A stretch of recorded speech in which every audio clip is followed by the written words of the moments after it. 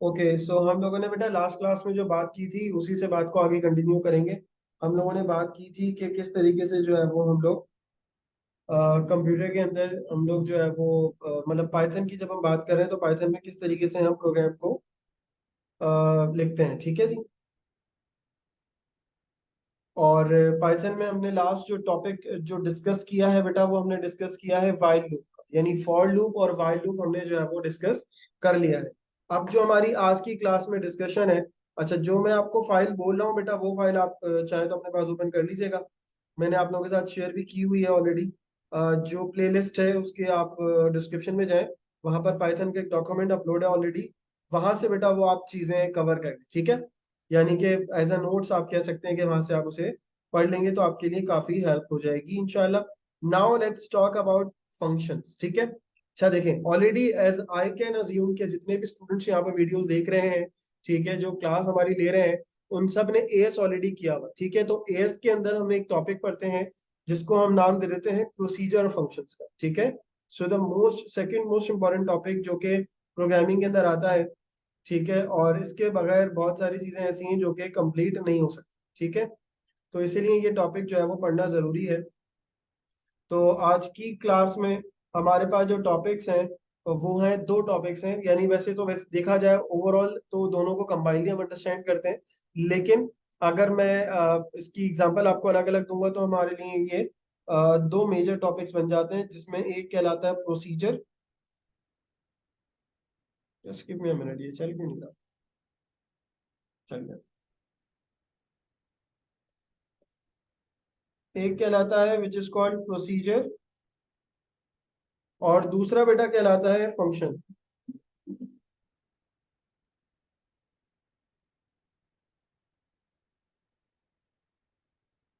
Procedure and functions, तो procedure और function जो है ये मोस्ट इंपॉर्टेंट टॉपिक्स है, ठीक है।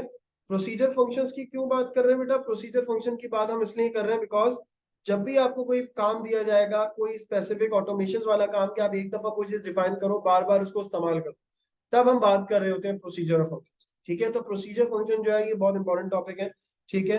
इसकी सबसे पहले मैं कुछ थोड़ी सी थ्योरी बता देता हूँ। ऑल दो थ्योरी लिखनी नहीं होती है, बट हमें पता जरूर होना चाहिए होता क्या है। अ ब्लॉक ऑफ कोड के साथ आप लिख सकते हो a block of code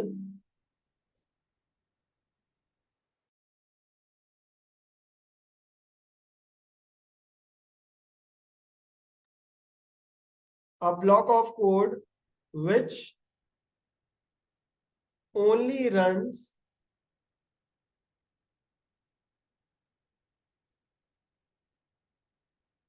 when it is called।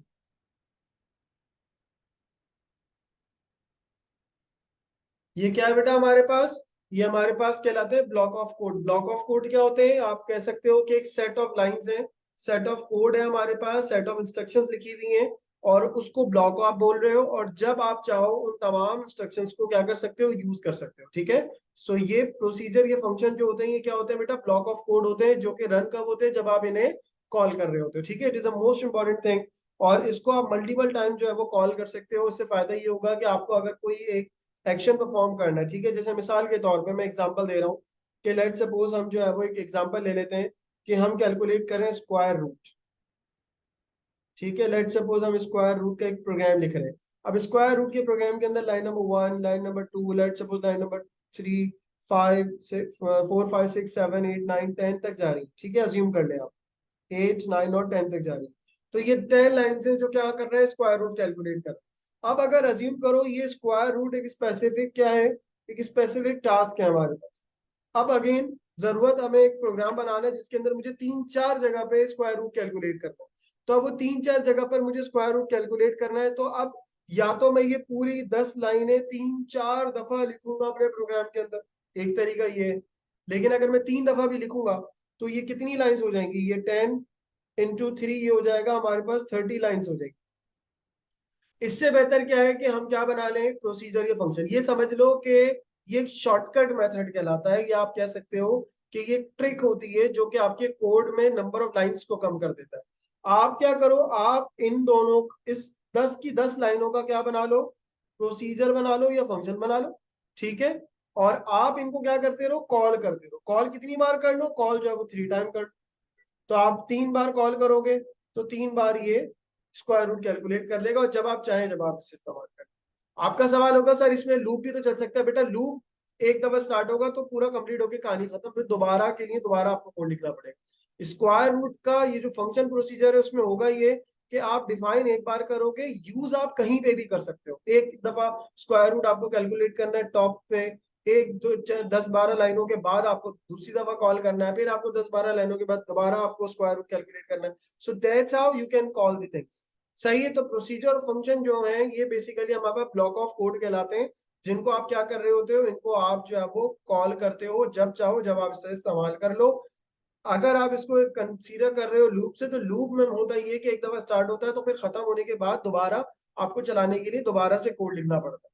सही है। लेकिन इसके अंदर फायदा ये होता है प्रोसीजर फंक्शन में कि आप एक दफा उसे आप डिफाइन करोगे, बार बार उसको क्या करोगे, रीयूज करोगे, और सिर्फ आपने लिखना होगा उसका नाम, और पूरा का सारा फंक्शन जो है वो सारी की सारी जो वर्किंग होगी वो क्या हो जाएगी, कॉल हो जाएगी। ये फायदा होता है प्रोसीजर का और फंक्शन। ठीक है। तो होपफुली यहां तक बात समझ में आ गई है। अब मैं आपको बताता हूँ कि प्रोसीजर को जब आप इस्तेमाल करते हो, अच्छा ये जो प्रोसीजर और फंक्शन होते हैं ये आप कह सकते हो कि ये यूजर डिफाइन होते हैं। ठीक है, इनको हम नाम देते हैं यूजर डिफाइंड फंक्शन। अब ये कैसे जो है बेटा वो इस्तेमाल हो रहे होते हैं, किस तरह काम कर रहे होते हैं, ये बड़ा इंपॉर्टेंट हमारे लिए।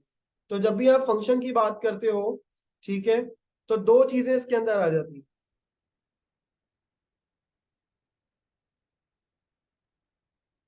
जब भी हम फंक्शन की बात करते हैं दो चीजें आ जाती हैं। एक कहलाता है बेटा फंक्शन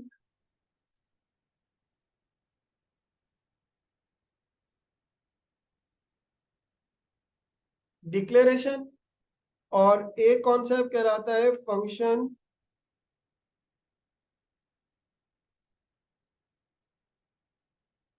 कॉलिंग। ठीक है। कॉलिंग मतलब ये कि जहां पे आपने इसे इस्तेमाल करना है, where you have to use it, या where it is used, where it is used, जहां पे आप इसे क्या कर रहे होते हो, इस्तेमाल कर रहे हो। अच्छा, डिक्लेयर की जो वो होती है, यूजेस होता है, या डिक्लेरेशन जो हम करते हैं वो एक दफा करते हैं, बार बार फंक्शन डिक्लेयर नहीं होता। ठीक है। डिक्लेयर मतलब ये कि फंक्शन क्या काम करेगा, फंक्शन की क्या फंक्शनैलिटी होगी। अच्छा, ये फंक्शन वर्ड आप इसको कंफ्यूज मत कर देना, ये दोनों अभी फिलहाल हम बात कर रहे हैं दोनों को कंबाइनली, यानी कि फंक्शन और प्रोसीजर दोनों की बात कर रहा हूं मैं। फंक्शन और प्रोसीजर, फंक्शन और प्रोसीजर दोनों की बात हो रही है। तो फंक्शन या प्रोसीजर को आप एक दफा डिक्लेयर करते हो, डिक्लेयर इट ओनली वंस, लेकिन यूज जो है वो आप क्या कर सकते हो, मल्टीपल टाइम कर सकते हो। ठीक है। तो मोर देन वन टाइम आप इसे क्या कर सकते हो बेटा, यूज कर सकते हो। Can be called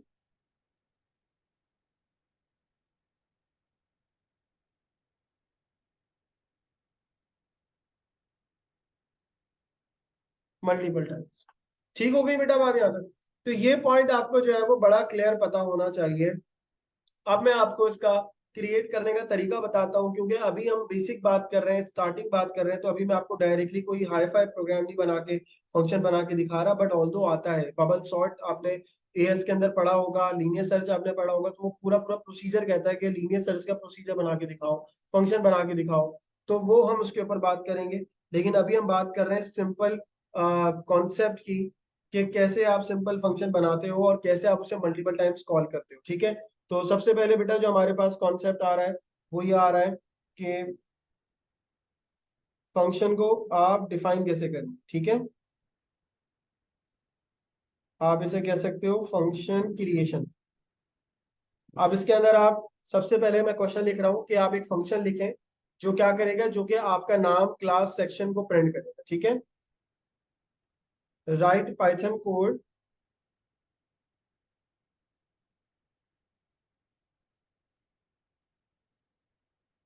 right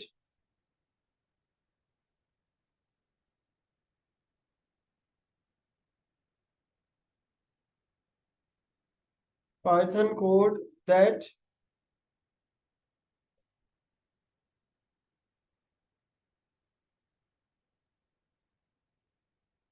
display your name, लेकिन इसमें एक चीज और भी साथ साथ ऐड कर दें और आसान हो जाएगा आपके लिए, क्योंकि सवाल अभी शुरू में आपको थोड़ा मैं चाह रहा हूँ क्लियर हो। Right Python code that define function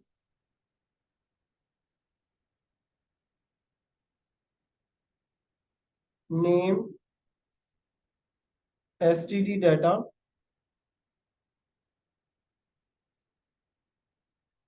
that can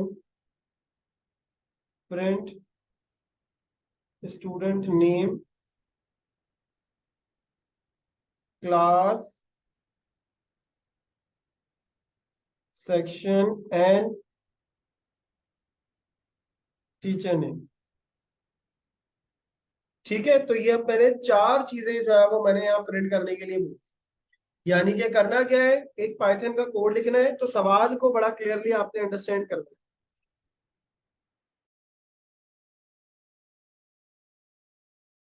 सवाल को बड़ा क्लियरली आपने अंडरस्टैंड करना है। तो सबसे पहले इसने क्या बात बोली है, पाइथन कोड लिखना है जो क्या करेगा, डिफाइन करेगा फंक्शन, और उसका नाम क्या है, एसटीडी रिकॉर्ड, स्टूडेंट डाटा। और ये प्रिंट क्या करेगा बेटा, स्टूडेंट का नेम। क्या प्रिंट करेगा बेटा, स्टूडेंट का नेम प्रिंट करेगा, एक चीज। दूसरी चीज क्लास, थर्ड क्या हो गया सेक्शन, और फोर्थ उसके टीचर का। अब मैं आपको बताता हूँ कि फंक्शन क्रिएट कैसे कर।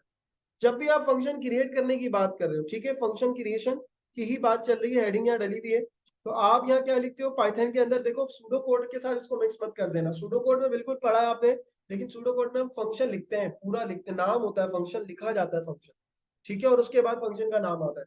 यहाँ पर आप क्या करते हो, यहाँ पर आप लिखते हो डेफ, ये कीवर्ड है, ये आपको लाजमी लिखना है। So you will write def over here. Def करके आप क्या लिखोगे, फंक्शन का नाम, क्योंकि ऑलरेडी मेंशन किया हुआ है एसटीडी डाटा, तो आप लिखोगे एसटीडी डाटा, ठीक है, ये बात क्लियर हो जाए।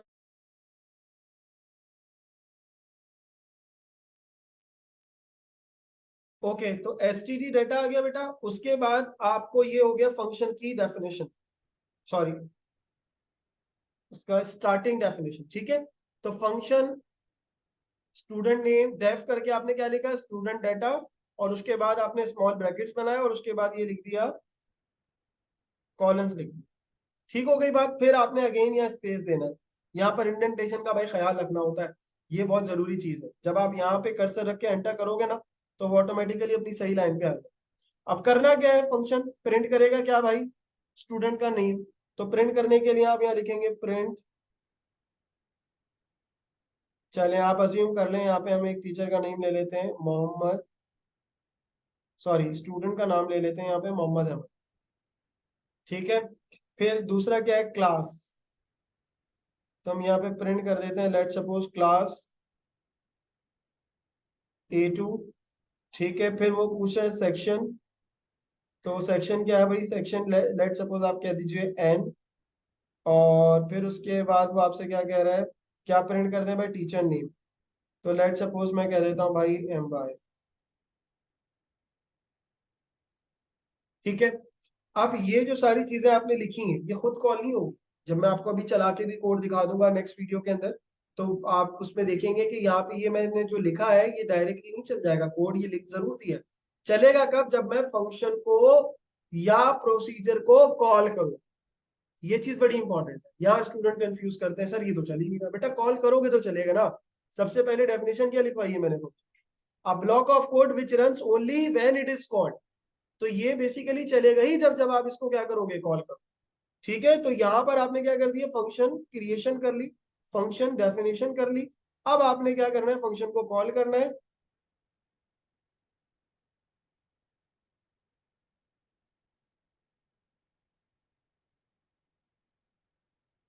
फंक्शन को कॉल कहाँ करना है, फंक्शन को डिफाइन करने की बात करना है, इसीलिए मैंने टॉप पे ही क्या किया है, ये जो सारा एरिया है ये मैंने डिफाइन किया, ठीक है। और कॉल करने का तरीका क्या होता है, आप सिर्फ लिखेंगे यहाँ पे एसटीडी डाटा। तो जब आपने एसटीडी डाटा लिख दिया, तो ये आपके पास क्या हो गया बेटा, फंक्शन कॉलिंग हो। That's it. अब इसमें फायदा क्या है, इसमें फायदा ये है, जो चार लाइनें मैंने लिखी है ना, 1 2 3 और ये 4 लाइंस मैंने जो लिखी हैं, ये 4 लाइंस मुझे बार बार लिखने की जरूरत नहीं है। अगर ये मुझे 4 लाइंस जो मैंने लिखी है, मोहम्मद अहमद, ए टू एन और एम्बा है, ये मैं चाह रहा हूँ कि 5 6 दफा प्रिंट करा लूँ, तो उसके लिए मुझे सिर्फ 5 6 दफा स्टूडेंट डाटा लिखना होगा, डेफिनेशन दोबारा नहीं करनी। कॉलिंग मल्टीपल टाइम्स, कॉल आप मल्टीपल टाइम कर लो, तो जब भी आप कॉल करोगे, कोड क्या करेगा, कोड यहाँ से उठेगा, यहाँ पर आएगा, उसके बाद ये सारी की सारी लाइनें प्रिंट होंगी, उसके बाद कंट्रोल वापसी आ जाएगा यहाँ, फिर दोबारा उसको मिलेगा स्टूडेंट डाटा, दोबारा से वो यहाँ आएगा, दोबारा से वो सारी चीजें क्या करेगा, प्रिंट करेगा। तो बताने का मकसद क्या है कि जितनी बार आप उसे कॉल करोगे, उतने टाइम्स वो स्क्रीन के ऊपर रिजल्ट क्या करता रहेगा, प्रिंट करता चला। So that's how you can print the result. और ये जो है वो बेसिकली आपके पास बहुत इजीएस्ट फंक्शन मैंने आपको लिख के दिखाया है कि किस तरीके से आप फंक्शन जो है वो आप डिफाइन कर सकते हैं। ठीक है, हमारी आज की और जो नेक्स्ट क्लास होगी उन दोनों में हम फंक्शंस और प्रोसीजर को ही प्रॉपरली डिस्कस करेंगे, बिकॉज इसके अंदर और भी चीजें होंगी। ठीक है, अब मैं आपको एक काम कहता हूँ कि हम ये करते हैं कि भाई हम जो है वो फंक्शन एक बनाते हैं जिसके अंदर पैरामीटर फंक्शन की, अब इसके अंदर कुछ चीजें होती हैं, इसके अंदर कुछ इंग्रेडिएंट्स होते हैं, कुछ तरह के फंक्शंस होते हैं। एक कहलाते हैं फंक्शन जिनको हम रिटर्न कराते हैं, एक वो होते हैं जिनको हम रिटर्न नहीं कराते, एक वो होते हैं जिनमें आर्गुमेंट होता है, एक वो होता है जिसमें आर्गुमेंट नहीं होता। ठीक है, तो मैं इसको 4 कैटेगरीज के अंदर वैसे डिवाइड करता हूँ। ठीक है, और उसको मैं यहाँ मेंशन भी कर देता हूँ ताकि वो आप लोगों को भी पता हो जाए। टाइप्स ऑफ फंक्शन बोल दीजिए, टाइप्स ऑफ फंक्शन है, प्रोसीजर बोल दें तो भी सही रहेगा, ये टाइप्स ऑफ फंक्शन भी ठीक रहेगा।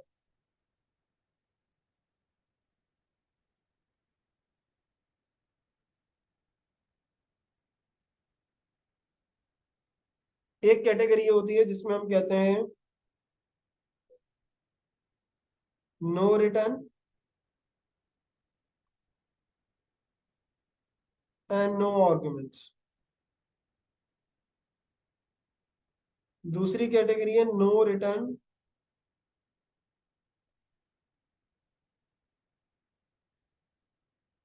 But arguments. थर्ड कैटेगरी होती है बेटा रिटर्न बट नो आर्गुमेंट्स। और फोर्थ कैटेगरी होती है return and arguments, return and arguments.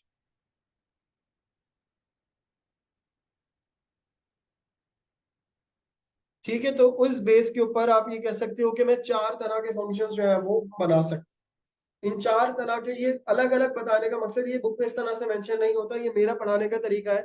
इससे फायदा ये होता है स्टूडेंट को समझ में आए थे हाँ यार रिटर्न करना है या रिटर्न नहीं करना, या जो भी हमें फंक्शन से काम करवाने को हमें बड़े क्लियर होता है। ठीक है, तो पहली कैटेगरी जो हम पढ़ने जा रहे हैं वो पढ़ने जा रहे हैं नो रिटर्न नो आर्गुमेंट, और वो ऑलरेडी हमने पढ़ लिया कर देखा। ठीक है, क्यों रिटर्न कर रहा है ये फंक्शन, नहीं, अगर फंक्शन के अंदर कुछ लिखा हुआ है रिटर्न, तो वो रिटर्न फंक्शन कहलाता है। ठीक है, और अगर ये जो जगह होती है,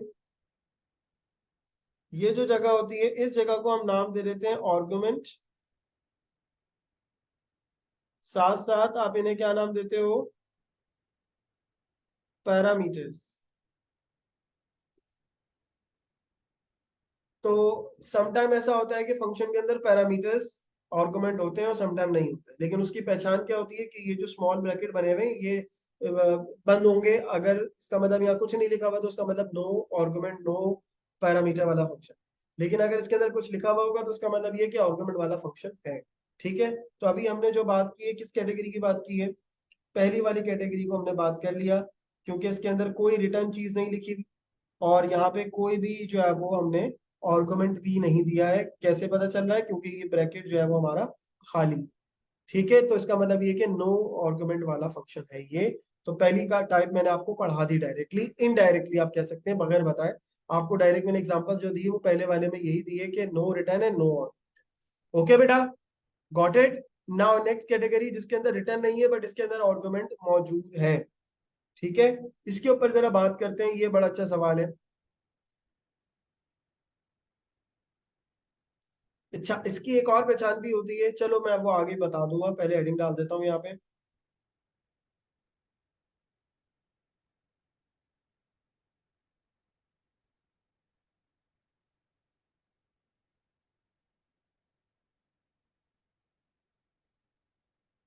नो रिटर्न बट आर्गुमेंट। अब इसमें क्या होगा बेटा, इसके अंदर होगा ये कि इसके अंदर आर्गुमेंट्स होंगे, तो उसका तरीका ये होता है कि आप सबसे पहले तो एक सवाल मेंशन करते हैं, जैसे मिसाल के तौर पे आपने लिखा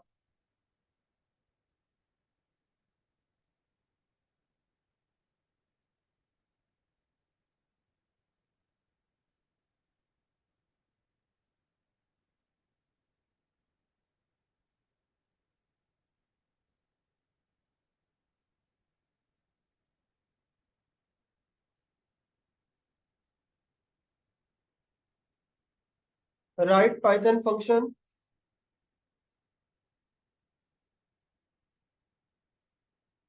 display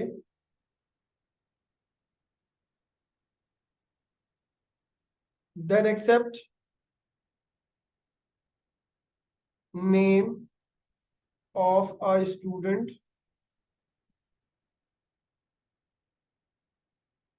through parameters and print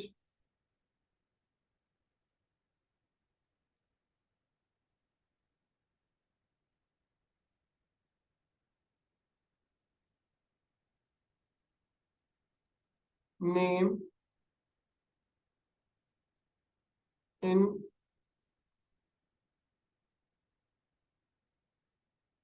function. ठीक है, तो अब बेटा इसमें क्या कह रहे हैं, इसमें ये बात बोल रहा है कि write Python function display that accept name of a student through parameter and print name in function. Sorry, तो यहाँ पर इन्होंने क्या बात बोली है, इन्होंने ये बात बोली है कि हमें एक फंक्शन बनाना है जिसका क्या नाम होगा, डिस्प्ले।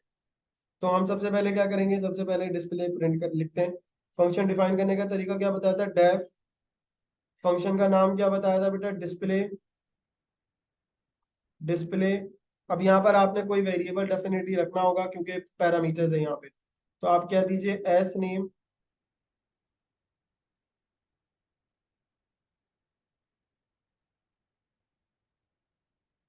ठीक है, और उसके बाद प्रिंट करना है, अगेन स्पेस बना के, स्पेस ऐड करके प्रिंट, और वही नेम आप यहाँ क्या कर दें, प्रिंट कर। ठीक है, ये क्या हो गई, फंक्शन की डेफिनेशन डिफाइन कर दिया। ठीक है, अब आपने क्या करना है, प्रिंट करना। प्रिंट करने के लिए क्या करना है, आप जो है वो फंक्शन को कॉल करेंगे, तो आप लिखेंगे यहाँ पर डिस्प्ले, और यहाँ पर आपने लेट सपोज पास कर दिया, लेट सपोज मैं कह देता हूँ फुरकान। अब जब ये बेटा मैंने फुरकान लिखा है ना, तो पता है क्या होगा, ये फुरकान नेम डिस्प्ले के फंक्शन में आएगा, और एस नेम में क्या आ जाएगा, फुरकान आ जाएगा। और फिर जब आप प्रिंट करेंगे एस नेम को, तो स्क्रीन के ऊपर जो हमें आउटपुट मिल रहा होगा, वो मिल रहा होगा फुरकान। आपको कुछ और प्रिंट करना है, सो आपको सिर्फ पैरामीटर की वैल्यू चेंज करनी, डिस्प्ले फहद, तो फौरन से वो कहाँ आएगा, यहाँ आएगा, और यहाँ पर एस नेम में वो क्या कॉपी करेगा, फाद कॉपी करेगा, और स्क्रीन के ऊपर क्या लिखा आ जाएगा, फाद लिखा हुआ आ जाएगा। ठीक है, सो दैट्स हाउ जो है वो आप, अच्छा एक चीज और समझ लीजिए, ये जो मैंने यहाँ लिखा है, ये जो टाइप है ये कौन सी है, argument, no return and argument. जब भी नो रिटर्न होगा ना, तो इसका मतलब ये कि फंक्शन के अंदर ही प्रिंट होगा। ये एक बड़ी कॉमन सी जो है वो टेक्निक मैं बता रहा हूँ, कि जब भी हम नो रिटर्न के फंक्शन को जो है वो यूज करते हैं, इसका मतलब ये कि फंक्शन के अंदर ही प्रिंट। ठीक है, या सवाल में देख के आपको पता चलना चाहिए कि अच्छा इन्होंने कहा है कि यही प्रिंट कर दें, इसका मतलब ये कि फंक्शन रिटर्न नहीं कर रहा। ठीक है, तो और प्लस एक और चीज, एक और डिस्क्लेमर आप साथ साथ देते जाए, फंक्शन और प्रोसीजर जो एएस वाले बच्चों ने पढ़ा होता है, वो ये पढ़ा होता है कि दोनों ब्लॉक ऑफ कोड होते हैं, बट फंक्शन रिटर्न करता है, और जो प्रोसीजर होता है वो रिटर्न नहीं करता। तो मैंने जो कैटेगरीज बनाई है उसके अकॉर्डिंग ये दोनों स्टार्ट के, ये सूडो कोड के अकॉर्डिंग हमने जो पढ़ा है वो क्या है, कि ये क्या है, प्रोसीजर है। आर्गुमेंट्स आ भी सकता है, नहीं भी आ सकता, लेकिन रिटर्न नहीं करता। और ये जो दो कैटेगरीज हैं, ये किसकी आ जाती हैं, फंक्शन की आ जाती हैं। लेकिन पाइथन के अंदर आपको फंक्शन प्रोसीजर के लिए अलग अलग टर्म लिखने की जरूरत है। आप डेफ करके ही फंक्शन या प्रोसीजर का नाम लिखते हो, और अगर रिटर्न करना है तो फिर फंक्शन के अंदर रिटर्न लिखा हुआ होता है, और अगर रिटर्न नहीं करना है तो फंक्शन में रिटर्न नहीं लिखा हुआ। समझ आ रही है बेटा मेरी बात? तो ये जो कोड मैंने अभी लिखा है, आपको ये समझाया है, तो यहाँ तक आपको बड़ा क्लियर पता होना चाहिए, और जो मैं इसको इम्प्लीमेंट भी करूंगा तो आपने भी इम्प्लीमेंट करना है, और फिर इसके अंदर चेंजेस करने हैं। मैं भी बिल्कुल बेसिक चल रहा हूँ, फिर हम जब पास्ट पेपर की क्लास स्टार्ट करेंगे तो वहां पे हम थोड़ा और डिफिकल्टी लेवल को देखेंगे। ठीक है, तो अब हम आगे बात को लेके चलेंगे नेक्स्ट वीडियो के अंदर। तो अभी फिलहाल यहीं तक रखते हैं, नेक्स्ट वीडियो हम उसमें जो है वो उसको इम्प्लीमेंट भी करें। ठीक है बेटा, ओके, अल्लाह हाफिज।